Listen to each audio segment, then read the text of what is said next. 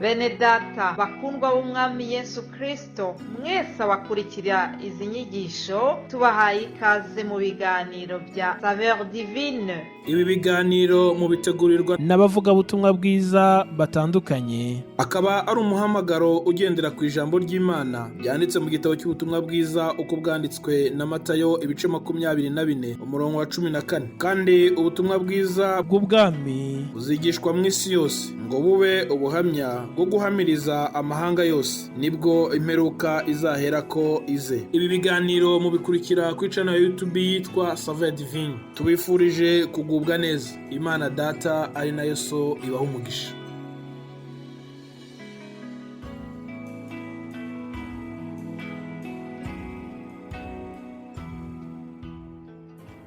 Turabaramukije amahoro y'Imana abavukanye mwese muri Kristo Yesu umwami wacu. Kaze kandi mu kiganiro Saveur Divine, ikiganiro duhuriramo kugira ngo tubwirane ijambo ry'Imana. Yesu abahezagire kandi abagirire neza, kandi dushimiye Imana yo yatuzigamye, yo yama idutabara, yo yama itugwanirira. Imana ishimwe cyane. Ikiganiro c'uno munsi rero mukaba muri kumwe na jewe Nsengiyumva Samweli. Turaba ijambo ry'Imana dusanga mu ikete rya mbere ryanditswe na Yohana igice ca 4 umurongo w'indwi n'uw'umunani. Haravuga ngo abo nkunda dukundane kuko urukundo ruva ku Mana. Umuntu wese akundana yavyawe n'Imana kandi azi Imana. Udakundana ntazi Imana kuko Imana ari urukundo. Imana ishimwe cyane. Tuza guhagarara kuri uno murongo w'indwi. Havuga ngo abo nkunda dukundane kuko urukundo ruva ku Mana. Umuntu wese akundana yavyawe n'Imana kandi azi Imana. Imana ishimwe cyane. Tuvuganira ijambo ngo tugaragaze urukundo ruva ku Mana. Imana ishimwe.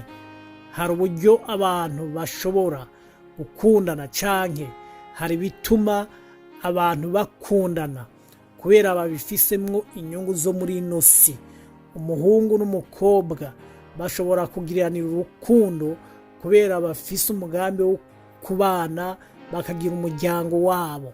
Abantu bashobora gukundana kubera hari ibindi bintu bahuriyeko bibazanira inyungu ngaha muri ino si. Ariko Yohana yandika rino kete yandikiye abari barumvise ubutumwa bwiza. Imana ishimwe cyane. Arababwira ati dukundane kuko urukundo ruva ku Mana. Urukundo yariko aravuga Yohana ni urukundo rutandukanye n'urundi rukundo rwose rushingiye ku nyungu zo ngaha muri ino si. Imana idufashe. Umuntu wese akundana yavyawe n'Imana kandi azi Imana. Tugiye kuraba hariya mu butumwa bwiza uko bwanditswe na Yohana igice ca 13 umurongo wa 34 n'uwa 35.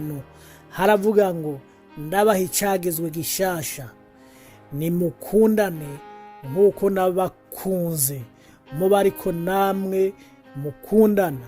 Nimwagiriranira urukundo niho bose bazomenya ko muri abigishwa banje. Imana ishimwe cyane. Ndagomba twibukanye yuko abizeye Yesu, ishengero ry'Imana, turagomba kugiriranira urukundo. Ico nico kizoba ikimenyetso kizogaragariza benshi, kizomenyesha benshi yuko turi abana b'Imana, yuko turabigishwa ba Yesu.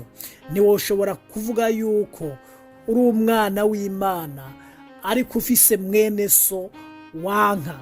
Niwoshobora kuvuga yuko uri umukozi w'Imana ufise abo mu mutima wawe ugendanira inzigo, abo wanka mu mutima wawe.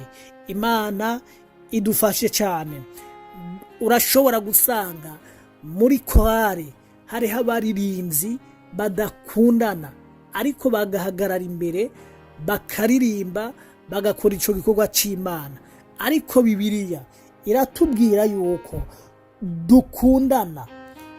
Imana ishimwe cyane ngo umuntu wese akundana yabyawe n'Imana kandi azi Imana. Nimba ukunda mwene so, nimba ukunda abandi, biragaragaza yuko uri umwana w'Imana, ko wabyawe n'Imana. Imana ishimwe cyane. Twabyawe n'Imana biciye mu kwizera Yesu nk'umwami n'umukiza mu bugingo bwacu, mu kumwakira tukamwimika mu mitima yacu. Imana ishimwe cyane. Urukundo ruva ku Mana. Imana niyo yabanje kurutugaragariza, yaduhaye urukundo, yaratwihaye ubwayo kuko yo nyene n'urukundo. Urwo rukundo rero yadukunze ruragutse, ni runini cyane, ntitworonka ico turugereranya, ntitworonka ico turugura, kuko rwatumye itanga ubutunzi bwayo bwose. Ni Kristo Yesu, umwana wayo w'ikinege, yaduhaye kugira ngo adukureko ibyaha, adukureko ibigabitanyo, aduhuze n'Imana, atwuzuze n'Imana. Yabaye igitambo, ikimazi c'intava yatanzwe ku bw'ibyaha byacu. Imana ishimwe cyane. Urwo rukundo rero Yesu nibwo yasize abwiye abigishwa biwe, ariko arabasezera, ariko aritegura kugenda i Golgota ku musaraba. Arababwira ati cyagezo gishasha ndabahaye, nimukundane nk'uko nabakunze. Twibukanye yuko Yesu nta numwe yahemukiye, nta numwe yataye. Imana ishimwe cyane. Nta rwanko rwamugaragayemwo, nta numwe yagiriye inzigo. Imana ishimwe cyane. Bose yabakunze kumwe, yabakunze urukundo rudasanzwe. Nguko mwabonye nanjye ndabakunda, aba ariko namwe mukundana, kugira ngo bazomenye by'ukuri ko muri abigishwa banje. Imana ishimwe cyane. Birashobora gushika ugasanga hariho abantu bari muri korale mugabo barankana hagati yabo, ugasanga ikorale irimwo amacakubiri. Ndakubwira wuzuye urwanko nk'uko Bibiliya bitubwiye, Yohana uko yabyanditse, ukaba ukunda mwene so, ukaba ukunda abandi, uri umwana w'Imana. Mugabo ukaba udakunda abandi, ntuzi Imana, nturamenya Imana. Imana ishimwe cyane. Hagati y'abakozi b'Imana urashobora gusanga hariho abankana. Hagati y'amashengero nibyo bihari kandi biragwiriye. Ugasanga mu ishengero kanaka harabayemo ingorane, abandi bakabinezererwa. Imana idufashe cyane kandi tubabarire, idushoboze. Nitwabona mu ishengero kanaka hari ingorane ziriyo, twifadikanye na bene data mu kubasengera, mu kwinginga Imana, mu gutabaza Imana. Imana idufashe cyane. Ndagomba kukubwira yuko urukundo nirwo ruzogaragaza ko turi abana b'Imana. Hari umugabo yanditse aravuga ngo Imana itanga imigisha itavanguye. Imana idufashe. Imana itanga imigisha kuri bose itavanguye. Izuba riraboneshereza ababi n'abeza, imvura ikagwira ababi n'abeza. Uwo mugabo yarabandanije aravuga ngo abigishwa ba Yesu ni abana b'Imana, ngo kandi bagomba kugaragaza yuko ari umuryango mu gukora icyiza, bakagikorera bose no ku bantu batari babibereye. Hariho abantu by'ukuri ugiye kuraba mu buryo bw'umubiri womenga ntibari babereye gukorerwa iciza.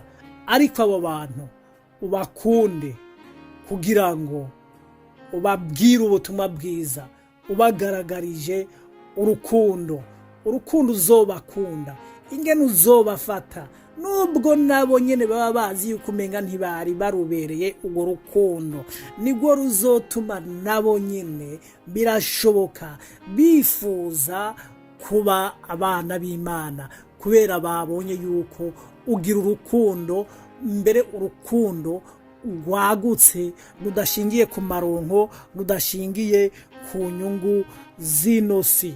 Bene data bakundwa muri Kristo Yesu, tugiriranire urukundo, tubabarane, tunezeranwe n'abanezerewe. Imana ishimwe cyane. Twirinde urwanko, twirinde amacakubiri, twirinde ishari, dusengeranire, tugaragaze yuko turi abana b'Imana. Imana ibahezagire, Imana ibagirire neza.